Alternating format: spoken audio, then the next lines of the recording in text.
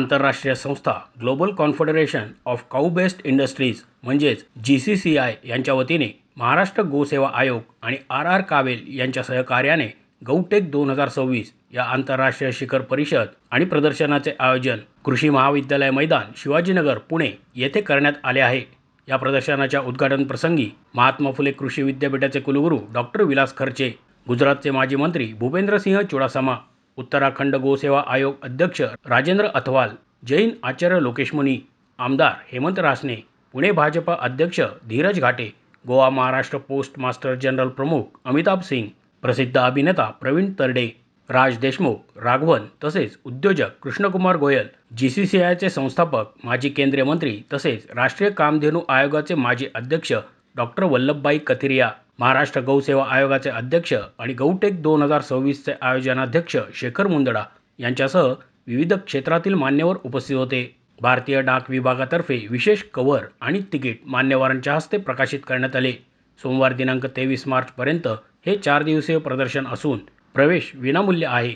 तरी पुणेकरांनी मोठ्या संख्येने उपस्थित राहण्याचे आवाहन करण्यात आले आहे।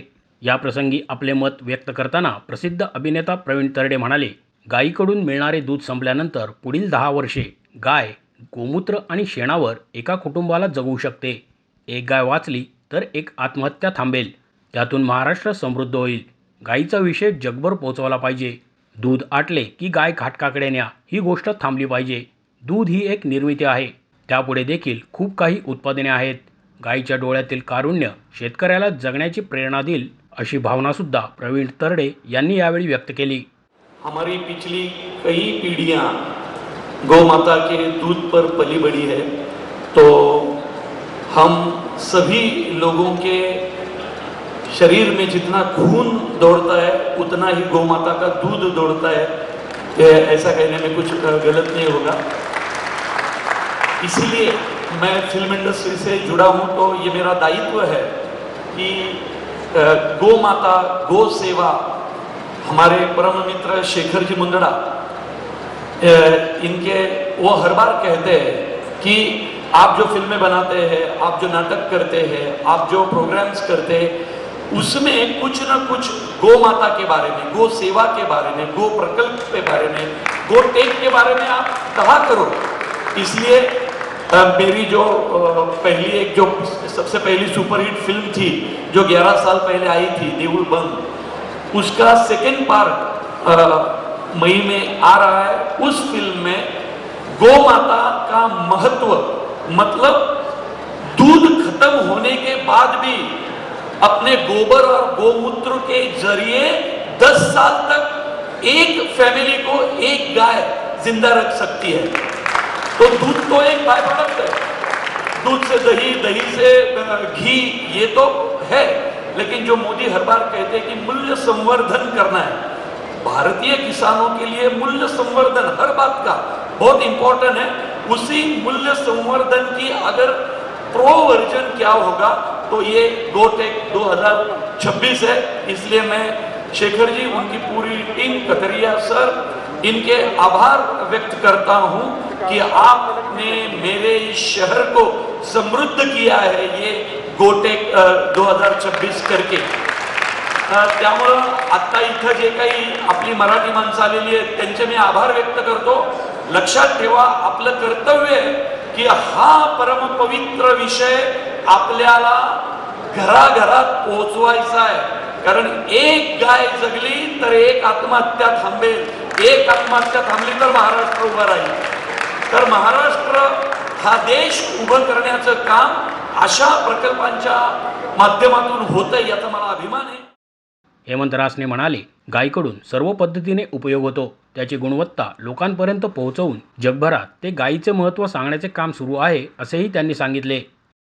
गोसेवा ही आपल्या देशामध्ये गायीला आपण देव मानतो आणि त्या देव मानल्यानंतर सुद्धा तिच्यातून जे काही आपल्याला सर्व पद्धतीने तिचा जो आपल्याला उपयोग आहे आणि तो उपयोग, त्याचा प्रचार प्रसार करणं, त्याचबरोबर त्याची जी गुणवत्ता आहे ती जागतिक पातळीवर, त्या गुणवत्तेच्या माध्यमातून जागतिक पातळीवर आपला हा व्यवसाय नेणं, हा या खरा हेतू या गोटेकचा आहे.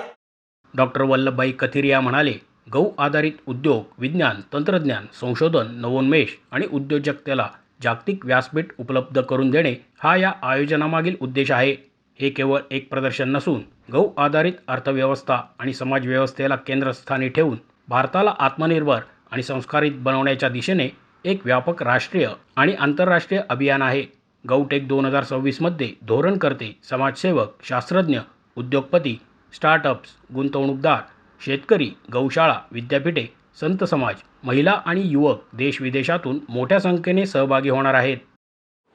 एक महिला सम्मेलन है, पूरा महिलाएं, ऐसे महिला और गाय के साथ जुड़ना.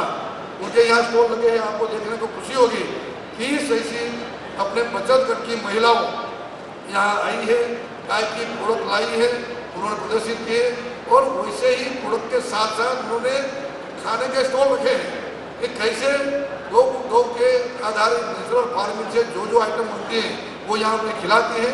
यानी कि सब प्रकार का गौ रक्षक का भी सम्मेलन रखा है, युवाओं के लिए MSME का भी एक स्टार्टअप का कॉन्क्लेव रखा है. यानी कि हर प्रकार के 3 दिन यहाँ अलग अलग प्रकार से चर्चा होगी और चौथे दिन शाम को यानी कि सोमवार को 21-22-23 तारीख को समापन होगा और उसमें उन्हें डिक्लेरेशन करके एक बड़ा सा पूरा क्या क्या सरकार की जिम्मेवारी, सामाजिक संगठनों की जिम्मेवारी और अपनी व्यक्तिगत जिम्मेवारी, तो सबको एक बड़ा ड्राफ्ट बनेगा. जो ड्राफ्ट के आधार पर सरकार सामाजिक संस्थाओं के साथ चर्चा करते धीमे धीमे. मैं पिछले 15 साल से काम कर रहा हूँ, तो गुजरात सरकार में हमने ट्राइबल एरिया में मुफ्त में फ्री ऑफ चार्ज पहले बेल दिए. शेखर मुंदडा म्हणाले, तब्बल 3 लाख अभ्यागत, 200पेक्षा अधिक स्टॉल्स आणि विविध उपक्रम यामध्ये आहेत.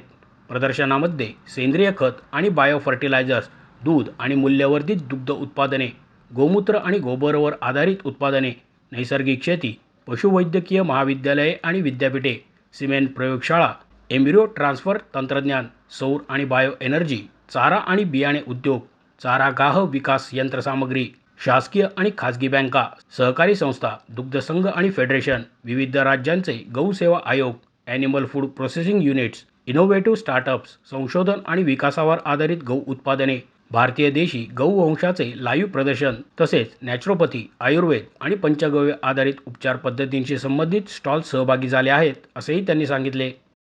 हम बोलते हैं कि गाय कसाई के पास जाती है, लेकिन उसके पहले क्या होता है? क्योंकि फार्मर कौन है, गाय कौन संभालता है? वो हिंदू है.